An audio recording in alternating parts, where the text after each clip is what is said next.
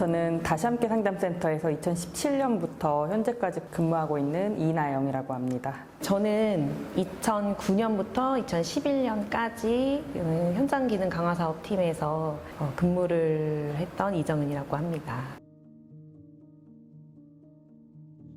2009년에 처음 입사를 해서 이제 아울리치를 나갔을 때 타임스퀘어가 오픈을 앞두고 있었고 다시함께 센터에서 아울리치를 처음에 시작했었어요. 낯선 사람들이 들어오는 거에 대해서 상인들이나 뭐 업주들은 어리둥절한 느낌? 그러면서도 굉장히 반감 가지면서도 타임스퀘어와 관련이 있을 것이다 막 이런 얘기도 그때 했었던 것 같아요. 다른 직결지들 같은 경우에는 좀 들어가는 입구가 다르다던가 발로 내려져 있거나 골목의 위를 가리기 위한 어떤 장치들이 있었다면 영등포 직결지 같은 경우에는 대로변에 있기도 하고 뭐 백화점이나 아니면 쇼핑몰 사이에 굉장히 드러나게 있었기 때문에 인권이 전혀 보호되지 않는다, 너무 공개적인 장소에 있다, 그래서 그걸 마주했을 때 기분이 좋지 않다, 불편감을 많이 느꼈었던 것 같아요. 저는 오히려 휘파리 골목이 생소했었거든요. 낮에는 없는데 밤만 되면 뭘 이렇게 갖고 들고 나오시고 이렇게 부스를 공장이라고 생각을 했는데 밤이 되면 이렇게 다 변하는구나. 그리고 2층에도 영업을 하고 있다는 게, 그러면 여기 일하시는 분들은 여기가 그런 곳이라는 걸 알고 있다는 거잖아요.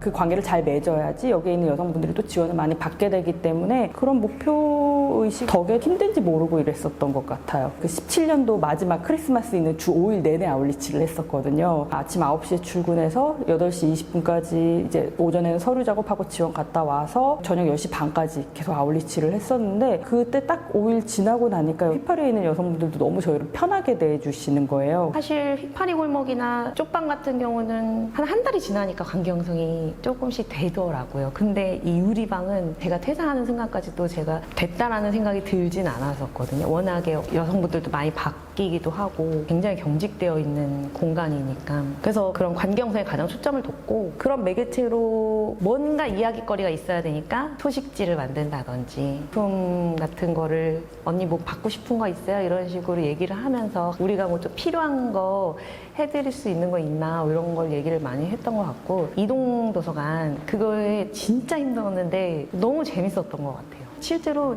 책을 빌려오는 언니들도 계셨고, 한 번씩 이렇게 포스트잇에 언니를 뭐 응원한다 이런 메시지 같은 거 이렇게 써가지고 붙여놓기도 하고 그랬었거든요. 무거운 책장을 들었다가 내렸다가 책도 다 꽂았다가 뺐다가 이렇게 하니까 너무 힘들었는데 그 활동이 진짜 재밌었고, 크리스마스 때 저희가 집집마다 다니면서 캐롤 불러줬던 게 저희 아직도 되게 기억에 남는 것 같아요. 제가 안에 있었고 문을 다 닫았었던 걸로 기억이 나요. 타임스퀘어가 문을. 언니들이 이제 바디 페인팅 같은 거 하고, 타임스퀘어 때문에 결국은 이 직결지가 없어져야 되는 것처럼 그때 분위기가 약간 그랬거든요. 아무래도 민원 같은 게 많이 들어올 수 있잖아요. 흰 옷에 청바지 입고 모자 쓰고 장갑, 흰 장갑 쓰고 거기 항상 집회하고, 타임스퀘어 정문에서 집회하고 그 직결지 안에서도 하고, 언니들이 거의 전면에 다 나와 있었고 업주들이 뒤에. 저희는 그때는 직결지 유리방 안에는 들어갈 수 없었고 휘파리 골목하고 쪽방만 그렇게 갔었었죠.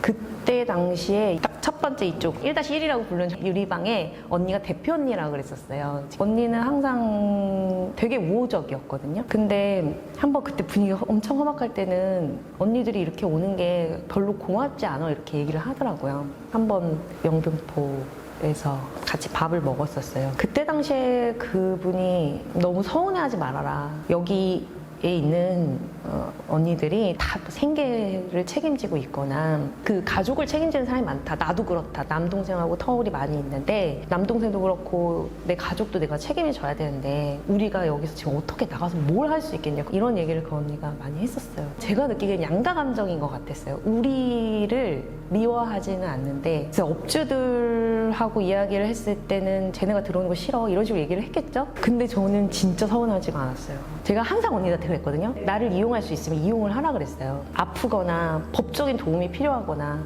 혹시라도 누가 괴롭히는 사람이 있거나 나와야 되는 상황이 되면 그때 이용하라고 내가 오는 거지 다른 뜻은 없다 그랬었던 거예요. 2018년도 넘어가서부터는 영등포 직결지가 이제 처음엔 도시재생으로 이야기가 나오다가 재개발로 논의가 바뀌는 시점이 됐었어요. 그러다 보니까 언론도 그렇고 주변에 있는 상황들이 영등포 직결지에 대한 관심도가 되게 올라갔었고, 그 상황에서 저희가 계속해서 상담소가 아울리치를 한다고 들어가는 것 자체가 업주들에게는 되게 큰 불편감을 줬었던 것 같아요. 재개발 논의가 나온다면 사실상은 직결지 폐쇄 이야기가 그 다음에 나올 수밖에 없기 때문에 계속해서 아울리치를 좀 적극적으로 나가던 상황에서 평소에 계속 들어오지 말라고 이야기했었던 업주가 아울리치 하고 있는데 이렇게 달려와가지고 밀치는 상황이 있었고, 상담소 직원들을 둘러싸고서 이제 욕설을 뱉는 상황이 됐었어요. 그러면 이제 우리가 경찰을 부르겠다 해서 길 가는 경찰차를 수신호를 보냈는데 경찰이 저희를 보지 못하고 그대로 지나쳐가는 상황이 됐었어요. 저희의 안전을 위해서라도 더 이상의 충돌을 만들지 않고 직결지를 빠져나오는 게 맞다고 판단을 했었고요. 그러고 나서 이제 직결지를 나온 다음에 신고를 하게 됐었습니다. 그때는 사실 당장 무섭다는 느낌보다는 우리한테 그럼 업주들이 이렇게까지 함부로 하는데 여성들에게는 얼마나 더 함부로 하겠느냐, 뭐 이런 좀 무섭다 이런 느낌은 조금 저한테는 없었던 것 같아요. 처음에 도시재생 얘기가 나왔을 때는 구청에서도 저희와 함께 같이 뭐 전주 같은 데를 같이 가서 보기를 원하셔서 전주 사례들을 좀 보고, 이런 도시재생 사례들을 봤을 때 직결지를 폐쇄하고 여성들이 단순히 나가는 방식이 아니라 도시재생이라는 다른 모습들이 서울에서도 가능하지 않을까, 이런 것들을 좀 상상하는 시기였다고 기억을 하고요. 그때 저희가 이제 처음 시도했던 게 이 영등포 직결지 문제를 지역 시민들에게 알려내는 작업들이 필요한 것 같다 해서 시민소통이라는 이름으로 센터에서 지역 주민들과 함께 모여서 이 직결지를 소개하고 영등포 안에 이런 상황들이 있다는 것들을 좀 알려내는 작업들을 했었습니다.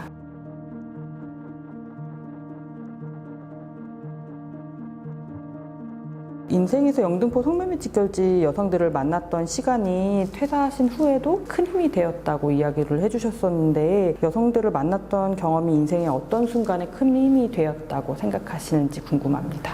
그 여성들이 되게 힘들게 살아왔잖아요. 특히 쪽방에 계시는 이모님들 같은 경우는 너무 힘든 시절을 살아왔는데, 제가 막 이렇게 일하느라 힘들다 막 이렇게 투정 부릴 때마다 위로를 되게 많이 해줬어요. 유리방에 있는 언니들도 그 넌지시 던지는 말들이 있거든요. 뭐, 아, 추운데 고생하네, 막 이런 얘기들 있잖아요.